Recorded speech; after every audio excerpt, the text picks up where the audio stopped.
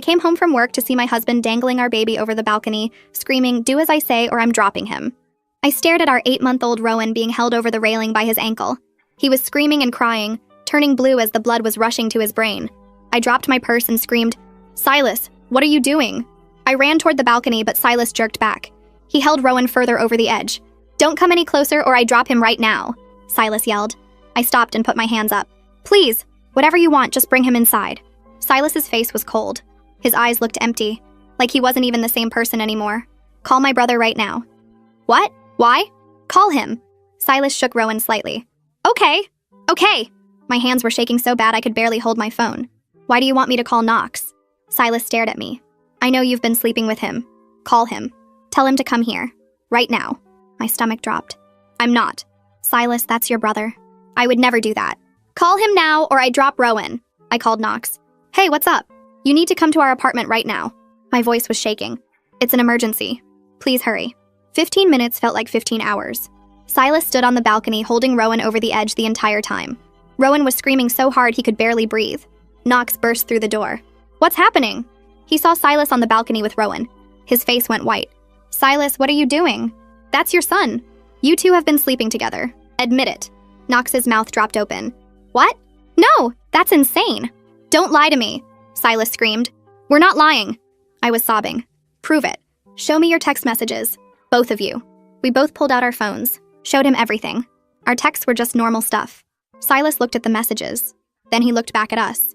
"You deleted them. Show me your bank statements." Knox pulled up his banking app. "Look, no hotel charges, nothing suspicious." Silas kept shaking his head. "You're lying." "I know you are. You hugged her too long at Christmas. You smiled at her at my birthday party. You drove her home from work." Knox looked desperate. "That's because I'm your brother." But Silas wouldn't listen. No matter what we said, he just kept saying we were lying. Then his voice got quiet, calm. "Fine. Since you're both lying to my face, you're going to pay me." "What?" I couldn't breathe. "Transfer me all your money, both of you, every single account, right now, or I drop him." "Silas, please, now!" Knox and I both grabbed our phones. We were crying and shaking, but we did it. I emptied everything. $53,000 gone. Knox transferred everything he had too. Ceylon, then he looked up at us. "Thank you." And then he let go of Rowan, just opened his hand and dropped my baby off the 3rd-floor balcony. My scream didn't even sound human. It was like something ripped out of my chest. Silas ran inside. He shoved Knox hard into the wall. He shoved me to the floor. Then he ran out the front door. I scrambled to my feet. I ran for the stairs. I couldn't think. I couldn't breathe. I just ran. Down the stairs. 3 flights. As fast as I could go. I burst outside into the parking lot. I expected to see my baby's body on the pavement. I expected to see blood. But when I got there was nothing. No baby, no body, just empty pavement. "Rowan!" I screamed. I ran around looking everywhere, under cars, in the bushes. "Rowan, where are you?" My baby was gone, just gone. And Knox was gone too. I looked around. His car wasn't in the parking lot anymore. He'd disappeared. A neighbor heard me screaming. She came outside. "Are you okay?" "What's wrong?" "My phone. I need a phone." I grabbed hers with shaking hands. I called 911. "My boyfriend dropped my baby from the balcony. I can't find him. Please help me." The police came in 6 minutes. "Ma'am, we need you to explain what happened." I told them everything through sobs. The accusation, the money. The officer looked confused. "Ma'am, there's no body here." "I know. Where's my baby?" They pulled up the building's security footage right there on a laptop in the parking lot. The footage showed our 3rd-floor balcony. It showed Silas holding Rowan over the edge, him letting go. Then the camera angle switched to the ground. An older woman was standing directly below, right where Rowan would fall. She caught Rowan in her arms. I recognized her immediately. That's Vivian. That's his mother. The footage showed Vivian running to a van with Rowan in her arms. Silas ran out of the building and jumped in. The van sped away. More footage showed Knox leaving through the back exit during all the chaos. His car was gone. "They planned this," I whispered. "All 3 of them." Everything hit me at once. Vivian always hated me. She always said I was too young to be a mother. She told Silas she'd raise Rowan better. Silas had been asking about my savings for weeks. They created the fake affair story. They robbed me and took my baby anyway. I collapsed right there in the parking lot. The officer handed me his phone. "Is there someone we can call?" I thought of Marlo, my best friend. I dialed her number. They took Rowan. Silas and Vivian took him. "I'm coming right now. Cade will help." Cade, her husband. High-ranking military intelligence. I sat on the curb outside my building, trying to hold the phone steady enough to dial Marlo's number. My hands wouldn't stop shaking. The officer stood a few feet away, talking into his radio. Other neighbors were coming outside now, watching everything happen. I kept staring at the empty parking lot where Rowan should have been, where his body should have been, but there was nothing. Just pavement and a few scattered leaves. Marlo's car pulled up 28 minutes later. She jumped out before it fully stopped. Cade was right behind her in his truck, carrying a laptop bag. He walked straight to the officers with his military posture, all business and focus. Marlo dropped down next to me on the curb and wrapped her arms around me. I started sobbing again, the kind that made my whole body shake. She didn't say anything, just held me. Cade was already asking the officers questions in that calm, controlled voice he used for serious situations. I heard him asking about the security footage, what agencies had been contacted, whether they'd issued an Amber Alert yet. The officers seemed surprised by how much he knew to ask about. One of them pulled up the laptop with the footage again. Cade leaned in close, watching it multiple times. He pointed at the screen. His voice got harder. He was showing them something about Vivian's position. How perfect it was. How she was standing in exactly the right spot. The officers looked at the footage again, leaning closer. Cade pointed out that Vivian was wearing gloves even though it was August. She had a bag already prepared and ready. This wasn't panic or impulse. This was completely planned. One officer pulled out his phone and started making calls. I heard him say something about FBI involvement, about organized kidnapping, about possible interstate flight. Cade came over and crouched down in front of me. His face was serious but kind. He told me they were going to find Rowan. He promised they had resources and contacts that would help. Marlo helped me stand up. My legs felt weak. She kept her arm around my waist, holding me steady. She told me I was coming to their house, that I couldn't go back to my apartment right now. I didn't argue. I couldn't go back there. Couldn't walk past that balcony. Couldn't see the spot where Silas had held my baby over the edge. Marlo drove while I sat in the passenger seat, staring out the window but not really seeing anything. Every time I closed my eyes, I saw Rowan falling, saw Silas's hand opening, saw my baby dropping through the air. At their house, Marlo took me straight to the couch. She sat next to me and just let me cry. She didn't try to tell me it would be okay. Didn't try to make me feel better. Just sat there with me while I fell apart. Cade was in the other room making phone calls. I could hear his voice low and intense. He was calling people. Military contacts, he'd said. People who knew how to find missing persons. People who had access to systems and databases the regular police didn't use. About 2 hours later, there was a knock on the door. A woman walked in wearing a dark suit and carrying a leather folder. She had short hair and sharp eyes that took in everything immediately. She introduced herself as Agent Nova Bishop from the FBI. She specialized in parental kidnapping cases. She sat down across from me and explained that the first 48 hours were the most important. They were already tracking Silas's phone. They had the van's license plate and were checking traffic cameras. She asked me questions about Vivian, about their relationship, about anything Vivian had said about Rowan or about me. I told her everything. How Vivian always said I was too young to be a mother. How she told Silas she could raise Rowan better. How she made comments about taking him herself. How Silas had been asking about my savings for weeks. Nova wrote everything down in her notebook. Her face stayed calm and professional, but I saw her jaw tighten when I described how Silas had held Rowan over the balcony, how he'd extorted the money from both me and Knox before dropping him anyway. She asked about Knox, whether he had any reason to help Silas. I opened my mouth to say no, but then I stopped. I realized I didn't actually know. I'd always assumed Knox was on my side. He seemed horrified by what was happening, but his car was gone. He'd disappeared right after. What if I was wrong about everything? What if he'd been part of it from the start? Nova pulled out her tablet and showed me traffic camera footage. Knox's car had been caught leaving the area right after Silas ran. The footage showed him heading toward the highway going north. Nova said his phone had been turned off. His credit cards hadn't been used since yesterday morning. She asked again if Knox had any connection to Silas's plan. Any reason to help him. I told her I didn't know anymore. I thought I knew these people. Thought I understood them. But I'd been completely wrong about Silas. Maybe I was wrong about Knox too. Another knock on the door. A woman named Jade Horton came in. She was from Financial Crimes. She sat down with her laptop and asked to see my banking records. I pulled them up on my phone with shaking hands. Jade's face went dark when she saw the amounts. $53,000 transferred in less than 5 minutes. She asked how long I'd had to make the decision. I told her maybe 2 minutes, maybe less. Silas was holding Rowan over the edge and screaming at me to do it now. Jade explained that this was felony extortion combined with kidnapping. The money trail would help them locate Silas and Vivian. She started tracing where the transfers went. Her fingers moved fast across her keyboard. After about 20 minutes, she looked up. The money had gone to an account that was opened 3 weeks ago. It was under a fake business name. Completely fabricated.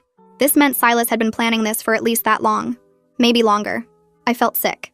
3 weeks ago, we were still together. Still living like a normal family. He was kissing me goodnight, playing with Rowan, acting like everything was fine. And the whole time, He was planning to destroy my life, to steal my baby and take everything I had. I started remembering things, details I'd ignored at the time.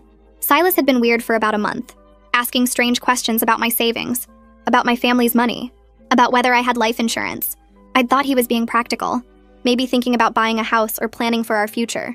Now I realized he was calculating, figuring out exactly how much he could steal from me, how much damage he could do before he disappeared with Rowan. Cade came back into the room. He'd been on the phone with one of his military contacts. They'd traced the van to a rental company about 40 miles away. Vivian had rented it 2 weeks ago using a fake ID. She'd paid in cash. The rental was reserved for a full month. A full month.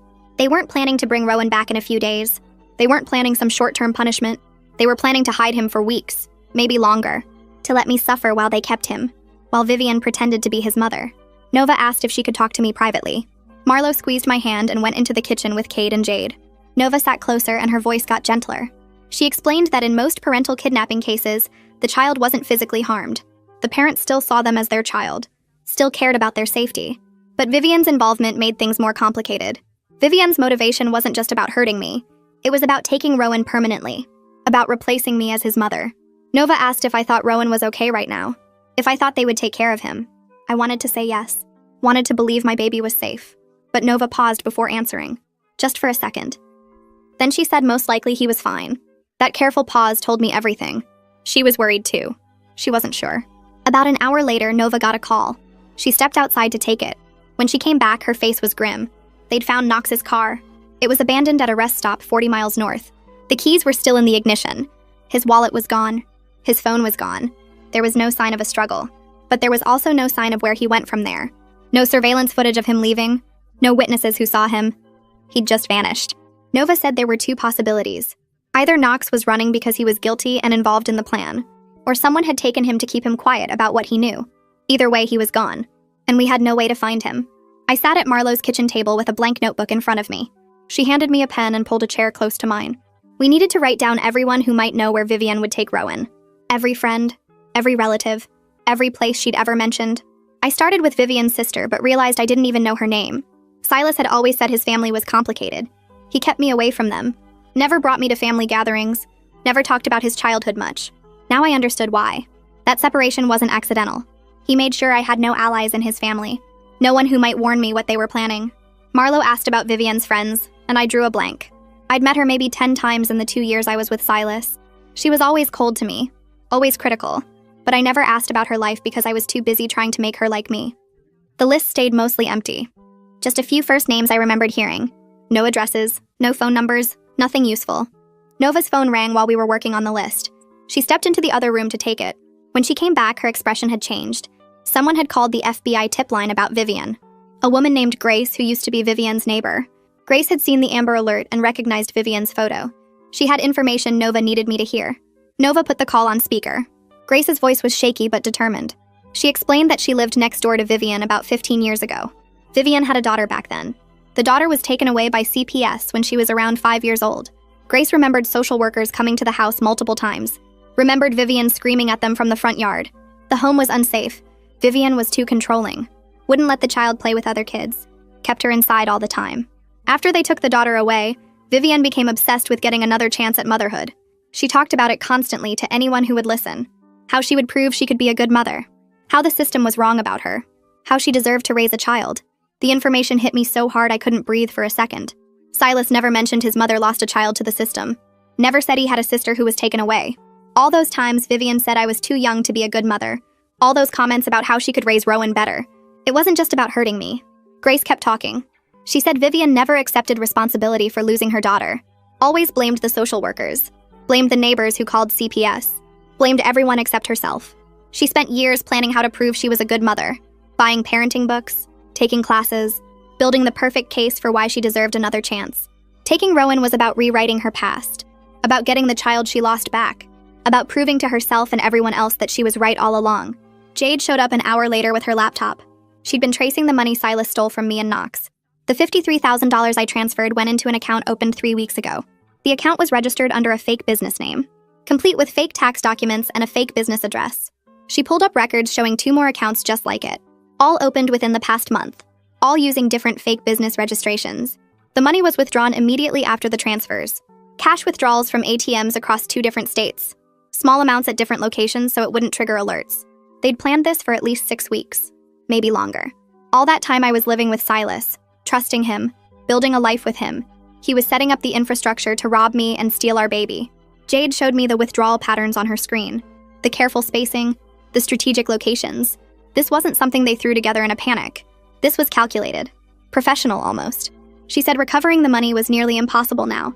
Once it's withdrawn as cash, there's no trail to follow. I hadn't slept in 2 days. My eyes burned.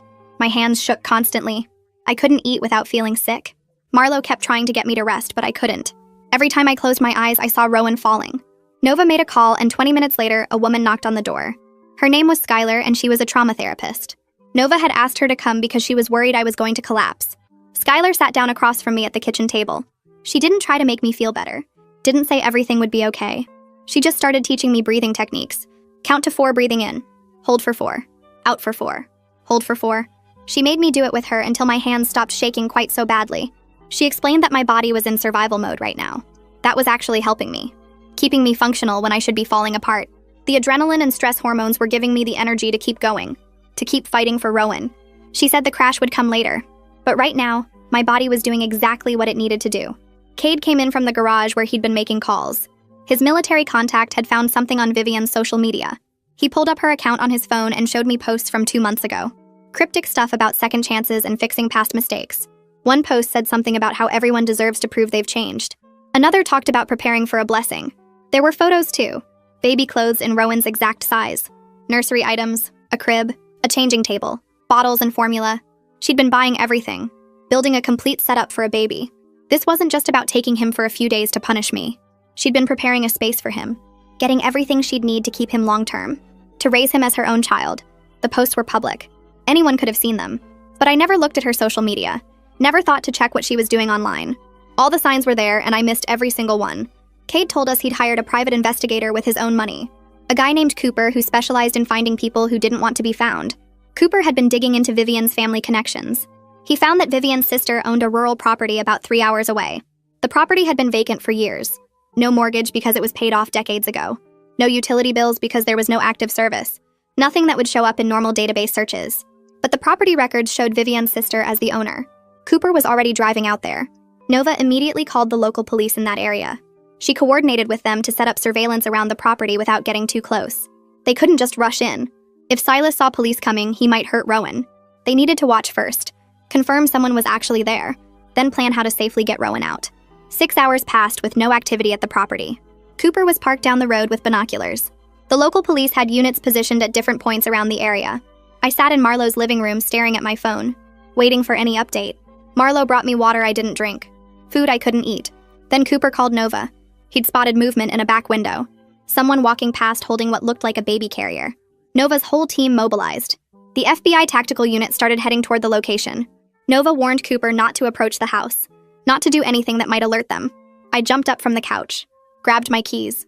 Marlo blocked the door. She physically held me back when I tried to get past her. Reminded me that rushing there right now could put Rowan in more danger. If they saw me coming, they'd run again. Or worse. I had to let the FBI do their job. I sank back onto the couch. Marlo sat next to me and held my hand while we waited. The FBI surrounded the property at dawn. I listened to everything over Nova's phone on speaker. The tactical team announced themselves, ordered everyone inside to come out. They waited. No response. They breached the front door. I heard shouting. Commands to show hands, to get on the ground. Then silence. Nova's voice came through tense. The house was empty. They'd cleared out hours ago. The team found baby supplies scattered around. Recently used bottles in the sink, food wrappers in the trash, diapers in a bag by the door. Someone had been there with a baby, but they were gone now. Nova found a burner phone in the trash can. She checked the call history. One number had been called over and over. She ran the number. It was Knox's cell phone. He'd been in contact with them this whole time, feeding them information, warning them when we got close. The betrayal hit me all over again. Knox had seemed so scared, so innocent, but he was helping them the entire time. I felt like my brain was breaking. Every time we got close to finding Rowan, they disappeared. Like they knew exactly where we were and what we were doing. Nova sat down next to me. Her voice was calm but firm. She reminded me that each location they abandoned gave us more information. We were learning their patterns, their resources, how they moved, where they felt safe. Jade was already analyzing the supplies left behind. She'd gone through the trash, photographed everything. The diapers were a budget store brand. The formula was generic. The food wrappers were from cheap fast food places. They were spending carefully, watching their money. The $53,000 wouldn't last forever with 3 adults and a baby. Eventually, they'd run out. They'd have to make mistakes. They'd have to take risks. And when they did, we'd be ready. The next morning, Nova called with news. She'd been trying to reach Gavin, Knox's roommate, for days. He finally picked up. Gavin told her Knox had come home 3 days ago, but only stayed for maybe 20 minutes. He grabbed clothes from his room, threw them in a bag, took his passport from the desk drawer. Gavin asked what was going on, and Knox just said he was fixing a family problem. Gavin thought that was weird because Knox looked scared, not like he was going to help someone. He kept looking over his shoulder at the door like someone might come in. Then he left, and Gavin hadn't heard from him since. Nova asked if Knox seemed like he wanted to be there, and Gavin said no. He seemed like he had to be there, like someone was making him do something he didn't want to do. This changed everything because maybe Knox wasn't helping them by choice. Maybe they were forcing him somehow. Nova said she was getting a warrant for Knox's email to see if there was any proof of that. 2 days later, the warrant came through. Nova called me to Marlo's kitchen table where she had her laptop open. She'd found emails going back 2 months, all from Silas to Knox. The first one said they needed to talk about their sister. I stopped breathing. I didn't even know Silas had a sister. He never mentioned her once in the whole year we were together. Nova scrolled down and I read the emails. Silas was threatening Knox, saying he was going to tell their parents that Knox was responsible for their sister's death, that Knox caused the car accident that killed her, that their parents would never forgive him, that he'd lose his whole family.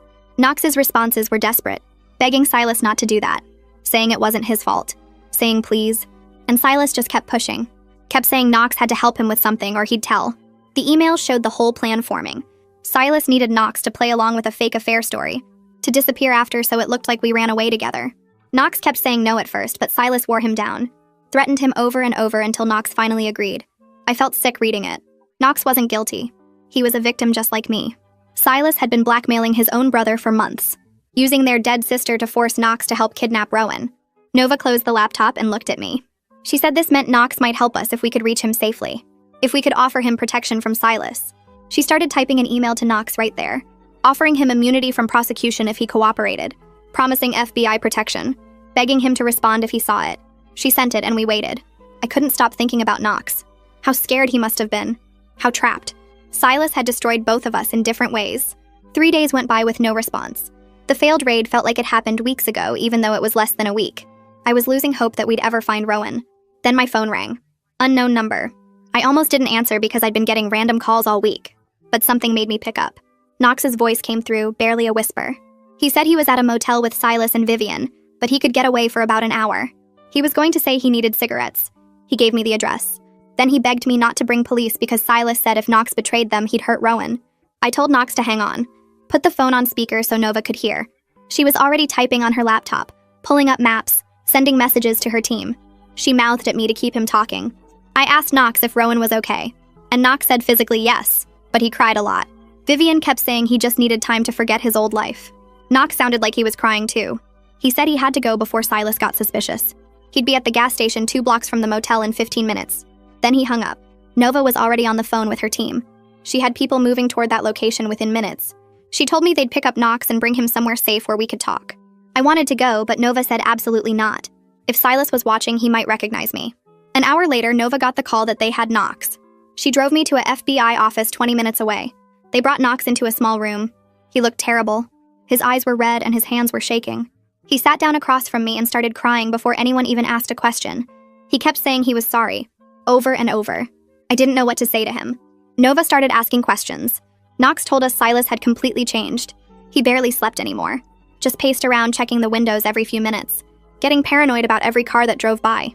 He'd started drinking heavily, like a bottle a day, fighting with Vivian about whether they should try to leave the country. Vivian was the opposite. She was obsessed with Rowan, treated him like he was her own baby, got angry whenever Knox suggested they needed an exit plan. She kept saying everything would work out, that this was her second chance to be a good mother. Knox said Rowan seemed okay physically, but he cried way more than before.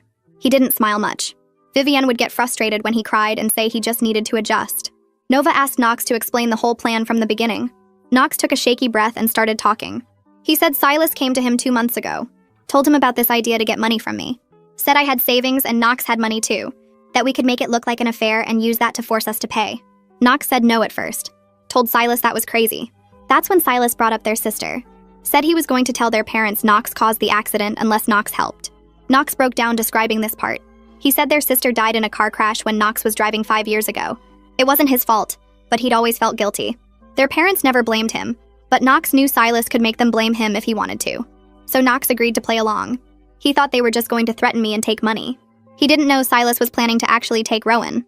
When Silas dropped Rowan off that balcony, Knox thought he'd just watched his nephew die. He panicked and ran, but Silas found him the next day. Forced him to help hide Rowan or he'd tell the police Knox was part of the plan from the start. Knox had been trapped ever since. Nova asked about their movements. Knox said they'd been staying at cheap motels, never more than 2 nights in one place, always paying cash, moving around but staying within a few hours of the city. They had about $30,000 left from the money they stole. Vivian refused to talk about what happened when it ran out, just kept saying it would work out. Silas was getting more unstable every day, drinking more, getting more paranoid. Knox was scared Silas would do something desperate when he realized they were trapped.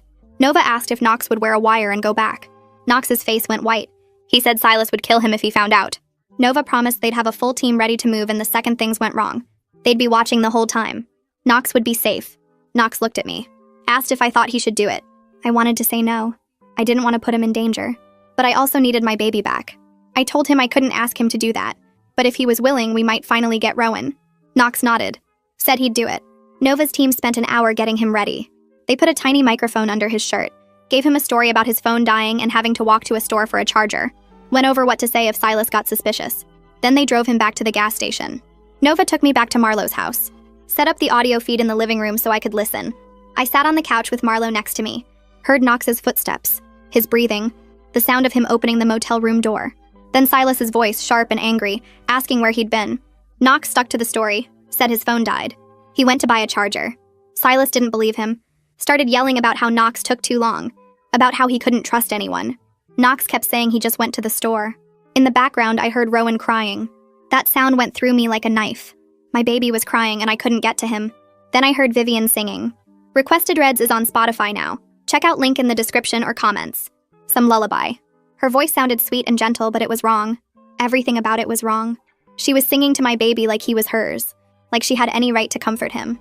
Silas kept interrogating Knox, asking who he talked to, if he called anyone. Knox kept denying it, but his voice was shaking. I could hear the fear. Silas said he didn't trust this place anymore, said they were leaving right now. Knox tried to argue, said they should wait until morning. It was late and Rowan needed to sleep. But Silas wasn't listening. I heard things being thrown into bags. Vivian protesting. Rowan crying harder. Nova grabbed her phone, called her team, told them to move in now. Through the audio feed, I heard pounding on the door, someone yelling that it was the FBI. Then chaos. Silas screaming, Rowan screaming louder, Vivian shrieking about them taking her baby. The audio feed went crazy with sounds of doors breaking and people yelling. I heard boots on floors, heavy footsteps running, someone yelling FBI commands, then more chaos. Silas screaming something I couldn't understand. Furniture crashing, Knox yelling for everyone to stop. Through it all, Rowan kept crying that awful scared cry that made my chest hurt. Nova grabbed her phone and started talking to her team. Marlowe held my hand so tight it hurt, but I didn't care. I just sat there shaking and listening. An agent's voice came through saying they had Silas in custody. He tried to run out the back door, but they tackled him in the parking lot. He was on the ground with his face in the dirt and his hands being cuffed behind his back. But Vivian had locked herself in the bathroom with Rowan. The negotiator's voice came through the wire, calm and steady, talking to Vivian through the bathroom door, asking her to open up, telling her nobody wanted to hurt her or the baby. Vivian was crying and saying no over and over, saying they couldn't take her baby away again, that she deserved another chance, that she would be a good mother this time. The negotiator kept talking, kept saying the same things in different ways. Minutes passed. 5 minutes, 10, 15. Rowan's crying got weaker, like he was getting tired. That scared me even more. What if something was wrong with him? What if he was sick or hurt? 20 minutes in and I couldn't take it anymore. I started crying, and Marlowe pulled me against her shoulder. Then finally Vivian's voice came through. Quieter now. Saying okay. Saying she would open the door. The sound of a lock clicking. The door opening. An agent saying he had the baby. Vivian sobbing about just wanting to be a good mother this time. About how she never got to raise her daughter, and this was supposed to fix everything. Nova told me they were bringing Rowan to the FBI office downtown, that I should meet them there. Cade drove because my hands were shaking too bad. The whole drive I kept seeing Silas dropping Rowan off that balcony, kept hearing that scream, kept thinking about my baby being gone for 8 days, what he went through, if he would even remember me. We got to the FBI office and they took me to a small room with chairs and a table. Nova came in carrying Rowan. The second I saw him, I started crying. She put him in my arms and my legs just gave out. I went down to the floor holding him. He was lighter than before, thinner. His face looked different. Scared. He cried when I held him, but it wasn't his normal cry. It was this frightened sound like he didn't trust anything anymore. His diaper was dirty and he had a rash. His clothes were too big, like he'd lost weight. But he was alive. He was back. I sat on that floor for 30 minutes just holding him and crying. Marlo sat next to me crying too. Rowan kept looking around like he expected someone to take him away again. His little hands grabbed at my shirt. I talked to him. Told him he was safe now. That mommy had him. That nobody was going to hurt him. Nova brought a bottle and I fed him. He drank it so fast like he was starving. That made me cry harder thinking about them not feeding him enough. After a while, the paramedics came in. They wanted to check Rowan over. Make sure he was okay. I didn't want to let him go, but Nova said they needed to examine him. The paramedics were gentle. They checked his temperature and heart rate and breathing. They said he was dehydrated, underweight, but not seriously injured. They wanted to take him to the hospital for a full examination. I told them I was coming too, that I wasn't letting him out of my sight ever again. We rode in the ambulance. I held Rowan the whole time. The hospital did more tests, checked everything. The doctor came back and said Rowan had an ear infection that wasn't being treated. Some bruising on his arms and legs from being held too rough. But overall, he was okay. The doctor told me babies are tough, that they bounce back. But I should watch for signs of trauma as he grows. Things like being scared of strangers or having trouble sleeping. They gave me medicine for the ear infection and cream for the diaper rash. Nova met us at the hospital and told me Silas and Vivian were officially arrested. They were being charged with kidnapping, extortion, child endangerment, conspiracy. She said the charges were solid, that they were looking at decades in prison. Knox was offered immunity in exchange for his testimony. He took it right away. Started telling them everything. Nova said Knox wanted to apologize to me, that he felt terrible about what happened. I didn't know what to say to that. Part of me understood he was threatened, that Silas had been blackmailing him, but he still helped take my baby. He still participated. I told Nova I wasn't ready to talk to Knox yet, maybe not ever. She said that was okay, that I didn't owe him anything. The prosecutor was building the case now, getting all the evidence together. The security footage, the wire recordings, Knox's testimony, financial records, everything. Nova said it was one of the strongest cases she'd ever seen, that there was no way Silas and Vivian were getting out of this. Jade came to see me the next day at Marlo's house. She sat down with papers and a tablet and went through everything about the money. She said recovering it would be almost impossible. It was withdrawn as cash from different ATMs across 2 states, spent on motels and food and gas. There was nothing left to seize.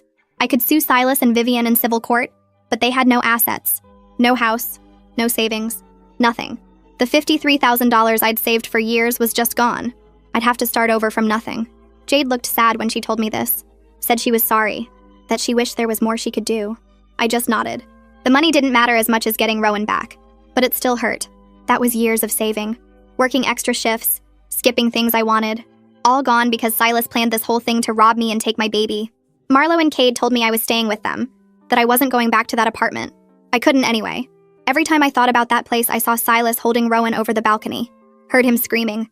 I couldn't afford a new place on my own now that my savings were gone.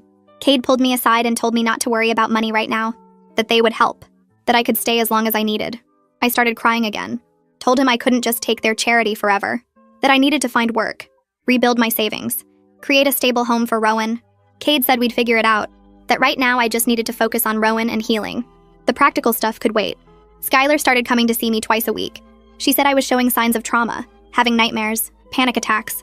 Every time Rowan cried, I was back on that balcony, seeing Silas hold him over the edge, hearing him threaten to drop him. Every time someone knocked on the door, I thought it was Vivian coming back. My heart would start racing. My hands would shake. Skylar taught me breathing exercises, ways to ground myself when the panic started. She said this was normal trauma response, that it would get better with time. But right now, I felt like I was barely holding myself together. I'd wake up in the middle of the night and have to check on Rowan, make sure he was still there, still breathing, still safe. Marlo would find me sitting next to his crib at 3 a.m. just watching him sleep. The prosecutor called a few weeks later, said they were offering Silas a plea deal, 20 years instead of life if he pleaded guilty, and told them where the money went. I asked what Silas said. The prosecutor told me he refused, that Silas insisted he did nothing wrong, that I deserved what happened for disrespecting his family, that I was a terrible mother and he was protecting Rowan. The prosecutor said Silas showed no remorse at all, just kept blaming me, saying I forced him to do this. I hung up and sat there feeling sick. The man I loved never existed. It was all a mask, all fake. The real Silas was someone who could drop his own child off a balcony, who could plan for weeks to rob me and steal my baby, who could look at me with those empty eyes and feel nothing. Vivian's lawyer tried a different approach, argued she was mentally ill, that she wasn't responsible for her actions. The prosecutor brought in Grace and other people who knew Vivian. They testified about her years of planning, her obsession with getting another child after losing custody of her daughter, the social media posts about second chances, the baby supplies she'd been buying for months. The judge listened to all of it, then denied the mental illness defense, said Vivian knew exactly what she was doing, that she made calculated choices, planned everything out, that mental illness doesn't excuse kidnapping a baby. The preliminary hearing happened 6 weeks after Rowan came home. Knox had to testify, describe everything Silas did, how he planned it all, the threats, the blackmail. I sat in the courtroom holding Rowan and watched Knox on the stand. He was shaking, crying, talking about how Silas approached him 2 months before, showed him the fake affair evidence, threatened to tell their parents Knox caused their sister's death. Knox broke down when he described hearing Rowan scream when Silas dropped him, said he thought the baby would die, that he'd have that on his conscience forever. The judge looked angry, really angry. Silas's lawyer looked like he knew the case was over, that there was no way to defend this. The judge set the trial date for 4 months from now, said the charges would stand, that Silas and Vivian would remain in custody until trial. I needed to start working again. Marlo set me up with a remote data entry job through a contact of hers. The pay was bad, really bad. I used to make decent money before all this. Now I was entering numbers into spreadsheets for $9 an hour, but it was something I could do from Marlo's guest room while Rowan napped. I worked 4 hours a day. Marlo watched Rowan during those hours and refused to let me pay her. She said that's what family does. I appreciated it, but I also felt terrible. I couldn't even afford childcare for my own kid. I couldn't provide for him. Everything I'd saved was gone, and I was starting over from zero. Rowan started acting different about 2 weeks after we got him back. He'd scream whenever a man came near him. The mail carrier, Cade, even the pediatrician at his checkup. He'd cling to me so hard his little fingers left marks on my arms. He wouldn't let me put him down. At night, he'd wake up crying every few hours. Sometimes he'd just lie there staring at nothing with this blank look on his face. The pediatrician said we needed to see a child trauma specialist right away. She said the earlier we started treatment, the better chance Rowan had of recovering without lasting damage. The specialist charged $200 per session. We needed to go twice a week. I didn't have $400 a week. I didn't have $400 total. Cade found out about the cost somehow. He told me he was paying for it and I could pay him back someday when I got back on my feet. He said it like it was no big deal, like it wasn't $800 a month. I cried in Marlo's kitchen after he left for work. 2 months went by. Rowan's therapy was helping. He was still clingy, but the screaming had stopped. Then the prosecutor called. She said Silas wanted to make a statement to me through his lawyer. Nova told me not to read it. She said it would just upset me and wouldn't help anything. But I wanted to know what he had to say. I thought maybe there'd be an apology, maybe some explanation that made sense. The prosecutor emailed me the letter. I read it sitting on Marlo's couch while Rowan played with blocks on the floor. The letter was 3 pages long.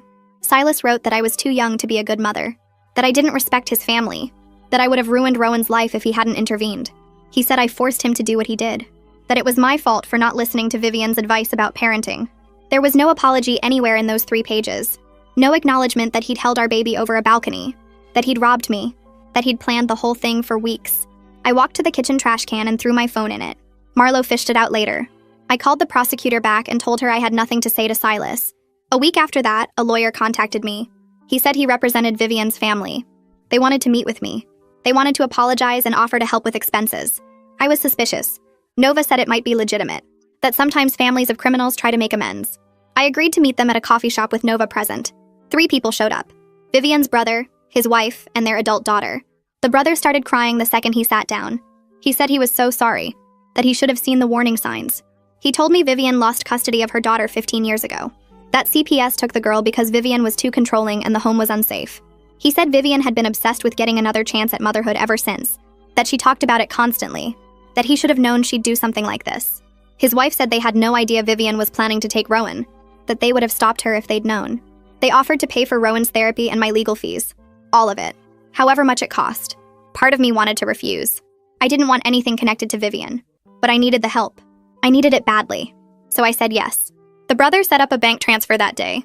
Knox called me 3 weeks later. He said he was moving across the country, starting over somewhere new. He wanted to meet with me one last time before he left. We met at a park. He looked terrible, like he hadn't slept in weeks. He apologized again for everything, for helping Silas, for not warning me, for running away. Then he tried to hand me an envelope. He said there was $10,000 inside. Everything he had saved. I told him no. I couldn't take his money. He insisted. He said he needed to do something to make this right, that he'd never forgive himself if he didn't try to help. We both started crying standing there in the park. I took the envelope. We talked for a few more minutes, about how Silas had destroyed any chance of us being friends, about how we were both his victims in different ways. Then Knox got in his car and drove away. I never saw him again. The trial date arrived 4 months after the kidnapping. I had to testify on the first day. The prosecutor prepared me for what to expect, told me to just tell the truth about what happened. I sat in the witness box and described everything. Watching Silas hold Rowan over the balcony, the fake affair accusation, being forced to transfer all my money, seeing him drop Rowan, running down the stairs expecting to find my baby dead. The jury sat there staring at me. Some of them were crying by the time I finished. Silas stared at me the whole time with those cold, empty eyes. I stared right back. I didn't look away once. I wanted him to see that he hadn't broken me, that I was still here fighting. Vivian testified the next day. She actually said she was rescuing Rowan from me, that I was a bad mother and she was giving him a better life, that she did the right thing. The jury looked horrified. Even her own lawyer looked uncomfortable. The jury went to deliberate. 3 hours later, they came back. The judge read the verdict. Guilty on all counts for both Silas and Vivian. Kidnapping, extortion, child endangerment, conspiracy, everything. The sentencing happened a week later. Silas got 35 years in prison. Vivian got 25 years. The judge said their actions were depraved and calculated, that the only reason they weren't getting life sentences was because Rowan survived without serious physical injuries. I sat in the courtroom listening to the sentences. I felt relief but not satisfaction. No amount of prison time could undo what they did. No sentence could give me back the person I was before this happened. But at least they'd be locked up. At least they couldn't hurt anyone else. After the trial ended, I started meeting with Skylar twice a week instead of once. We worked through everything that happened. The betrayal, the trauma, the grief for the life I thought I had with Silas. I was angry at myself for not seeing warning signs, for trusting him completely, for being so naive. Skylar kept telling me I was a victim of a sophisticated manipulator, that nothing about this was my fault, that Silas had fooled everyone, not just me. She said it over and over, week after week. Slowly, I started believing her, started understanding that I couldn't have known, that there was no way to predict someone would do something this evil. 6 months after the kidnapping, I moved into my own apartment with Rowan. It was tiny, just 1 bedroom. The neighborhood wasn't great, but the rent was something I could afford with my data entry job and the money Knox gave me. I bought furniture from thrift stores, set up Rowan's crib in the bedroom corner, installed 3 different locks on the front door, put in a security system that probably cost too much, but I needed to feel safe. I needed to feel in control of my space. Rowan was doing better by then. He still had hard days, still got anxious sometimes, but he was laughing again, playing with toys, starting to trust people besides me. The trauma specialist said he was making good progress. Marlo came over one day with a stack of papers, applications for victim compensation funds, assistance programs, things I didn't even know existed. She helped me fill everything out, explained what each program covered. Within a month, I was approved for several of them. The money wasn't much, but it helped. Combined with working full-time now and the assistance programs, I was slowly rebuilding my savings. It would take years to get back to where I was, but at least I was moving forward instead of just surviving. Jade called around the same time. She said the financial investigation was officially closed. The money was unrecoverable. Silas and Vivian had spent it all. There was nothing left to seize. But she said my cooperation helped them identify patterns, that they'd used what they learned to prevent other similar scams. At least something good came from it. 2 months after the trial, I sat in Skylar's office for Rowan's therapy update. His trauma therapist came out and sat down across from me. She pulled out her notes and started going through his progress. The nightmares were happening less often now, maybe once every 2 weeks instead of every night. He was hitting all his developmental milestones despite everything that happened. His attachment to me was strong and healthy. She said he was doing really well considering what he went through. Then she said something that made me start crying right there in her office. She told me that children are incredibly tough when they have a stable, loving caregiver, that I was providing exactly what Rowan needed to heal. I'd been so scared I'd failed him by not protecting him in the first place, by not seeing what Silas was planning, by letting him get taken at all. But hearing that I was doing okay as his mom made something loosen in my chest. I walked out of that appointment feeling lighter than I had in months. A week later, Marlo told me about a support group for parents whose kids were kidnapped by family members. I didn't want to go at first. I didn't want to sit in a room and talk about what happened. But she convinced me to try it once. The group met in a community center basement every Tuesday night. There were 8 other parents there when I walked in. Everyone looked tired. Everyone looked like they understood. We went around the circle sharing our stories. A woman named Sarah talked about her daughter being taken by her ex-husband for 3 months. She said it took her 2 years to stop having panic attacks every single day. But now she was genuinely okay. She had good days and bad days, but mostly good ones. Her daughter was doing well in the school. They were building a normal life. Hearing her say that gave me something I hadn't felt in a long time. Hope. Hope that someday this wouldn't be the first thing I thought about when I woke up. That it wouldn't define every moment of my life. I started going to that group every week. On Rowan's second birthday, I threw him a party at Marlo's house. Just a few close friends. Nothing big. I bought a small cake from the grocery store and some balloons. Rowan sat in his high chair and Marlo put the cake in front of him. He stared at it for a second. Then he grabbed a handful and shoved it in his mouth. Chocolate everywhere. All over his face and hands and the high chair. He was laughing so hard. Everyone was taking pictures and smiling. I watched him and realized how far we'd both come. He didn't remember what happened. To him, it was just a gap in his early life that wouldn't leave conscious scars in his memory. I would carry the memories for both of us. But I was determined they wouldn't poison his childhood. He deserved to be happy and carefree. He deserved to just be a kid. 3 months later, my manager called me into her office at work. I thought I was in trouble for something. Instead, she told me they were promoting me.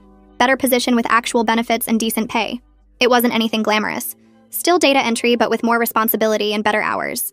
But it was stable. It meant I could provide for Rowan without depending on Marlo and Cade forever. I opened a new savings account that same day.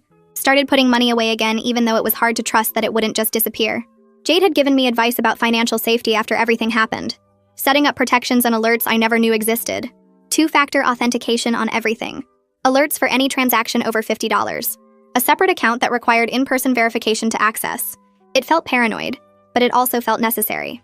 2 years after the kidnapping, I went on my first date. Skylar had been working with me on trust issues for months, helping me recognize that not everyone was a manipulator like Silas, that there were good people out there. The man I was seeing worked in accounting. He had a boring job and a boring car and a boring apartment. It was perfect. He was patient when I had panic attacks. He didn't push when I needed space. He was good with Rowan, playing trucks on the floor and reading books at bedtime. I wasn't ready for anything serious, but it felt good to remember I could have a life beyond being a victim. That I could be a person who went on dates and laughed at jokes and thought about a future. Nova called me one afternoon out of nowhere. She said she was using my case in training sessions for new FBI agents, teaching them about parental kidnapping investigations. She asked if I would be willing to come speak to her team about the victim's perspective. I said yes without really thinking about it.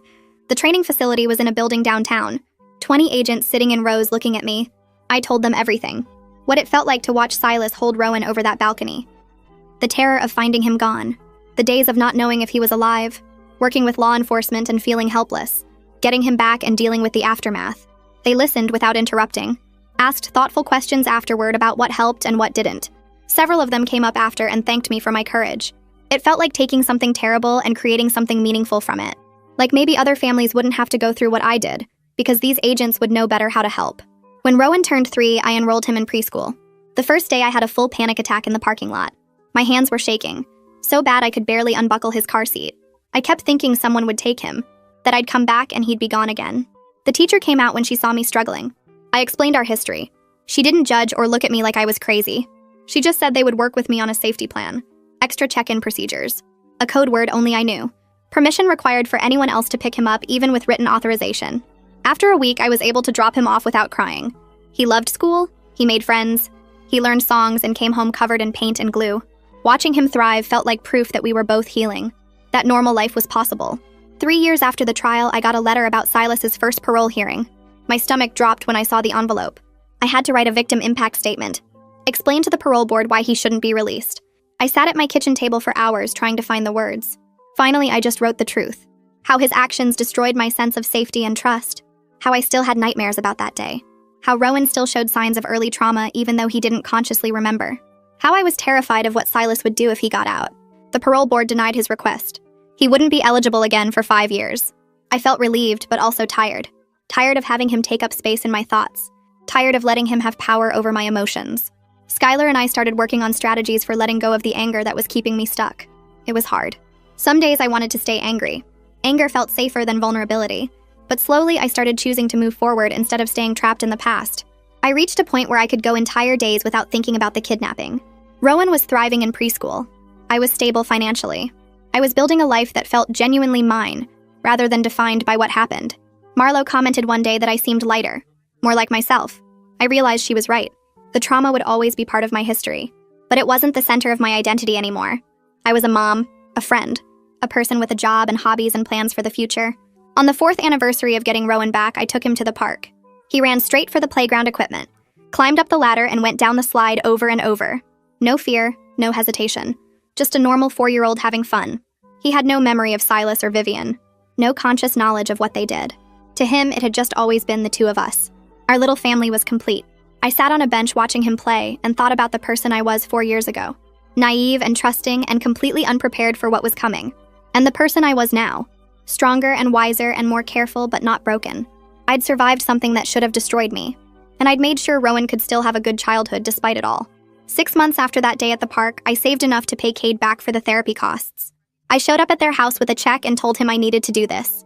He tried to refuse, but I insisted. This was about me taking control of my life again.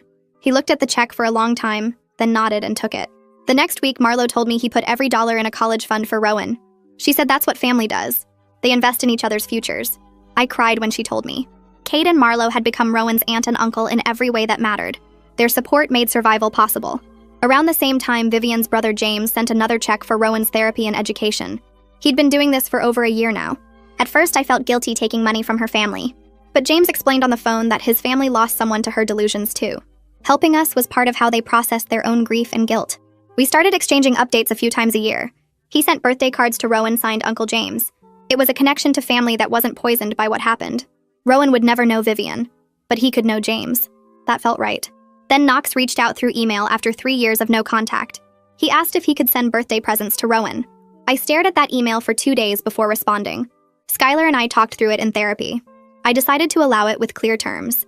He could send gifts, but would never have direct contact with Rowan until Rowan was old enough to understand the full story and decide for himself. Knox wrote back within an hour accepting the terms. He seemed grateful I was even willing to consider it. His first gift arrived 2 weeks later. A wooden train set with Rowan's name carved into one of the cars. The gifts were always thoughtful and right for Rowan's age. Knox had built a new life in another state and seemed to be genuinely doing better. I started volunteering with an organization that helps parents navigate the legal system after parental kidnapping. Using my experience to guide others through the process felt redemptive. Like I was taking the worst thing that ever happened to me and using it to help people. The parents I worked with were so grateful for advice from someone who understood. They asked questions the lawyers couldn't answer because the lawyers hadn't lived it. I showed them how to prepare victim impact statements, how to work with FBI agents, how to stay functional when you feel like you're falling apart. Their progress gave me continued hope. When one of them got their kid back, I felt almost as happy as when I got Rowan back. Rowan started kindergarten that fall. I was a mess dropping him off the first day, even though his preschool transition had gone well. But he ran right into the classroom and started playing with blocks. His teacher called me that afternoon. She said he was confident and well-adjusted. She commented on how easily he made friends and followed directions. She had no idea what he survived as a baby. I didn't tell her unless it became relevant to his education. He was just a normal kid who loved dinosaurs and building blocks. That normalcy was the greatest victory. Every milestone he hit felt like proof that we made it through to the other side. His first day riding the school bus. His first friend coming over to play. His first time reading a full book by himself. These normal moments meant everything. 5 years after the kidnapping, I met someone at a coffee shop. We started talking while waiting for our orders. He asked me out, and I said yes after running a background check. Skylar had been encouraging me to try dating again. This guy was patient with my trauma responses. When I flinched at loud noises, he didn't ask why. When I needed to check on Rowan 3 times during our second date, he understood. He was good with Rowan too. They played dinosaurs together, and he never acted annoyed when Rowan interrupted us. He had no connection to my past. No ties to Silas or Vivian or any of it. After 6 months, we started talking about moving in together. I was nervous about combining households, about letting someone that close again. But I was also excited about building a future that was about more than just survival. Skylar said this is what healthy recovery looks like. Being able to trust again without being reckless. Learning to open your heart while still protecting yourself. I'd rebuilt my savings to nearly what they were before. The number in my bank account wasn't quite $53,000, but it was close. I was working in a job I actually enjoyed with room for advancement. My boss had hinted at a promotion coming next quarter. Rowan was thriving in the school and showed no lasting effects from his early trauma beyond some minor attachment sensitivity. His therapist said it was manageable and might fade completely as he got older. We had a community of friends and chosen family who supported us. Marlo and Cade, obviously. James, who sent cards and checks. The families I volunteered with who became friends. My coworkers who invited us to barbecues and birthday parties. The life I had now was different from what I imagined before everything happened. But it was genuinely good. On a regular Tuesday evening, I was making dinner while Rowan did homework at the kitchen table. He was working on writing his numbers. His tongue stuck out when he concentrated. I was chopping vegetables for stir-fry. The radio played quiet music in the background. My boyfriend was coming over later. We were going to watch a movie after Rowan went to bed. It was so normal, so peaceful, and I realized I was happy. Not just surviving or coping, but actually happy with the life we built. The kidnapping would always be part of our story. I still had nightmares sometimes. I still checked the locks 3 times before bed, but it wasn't the whole story anymore. We were safe, we were loved, we were moving forward. Silas and Vivian took so much from us. They took my savings and my trust and my sense of security. They took those 8 days when I didn't know if my baby was alive. But they didn't take everything. They didn't take our ability to heal, to trust again, to build something beautiful from the wreckage. Rowan looked up from his homework and asked what was for dinner. I told him stir fry with chicken. He made a face because he didn't like vegetables, but I knew he'd eat them anyway. He went back to his numbers. I went back to chopping. The evening stretched ahead of us full of ordinary moments, and that felt like the truest victory possible. Well, that's the big ending. If you're still watching, you've got impressive patience. Might as well subscribe, we're both in too deep now.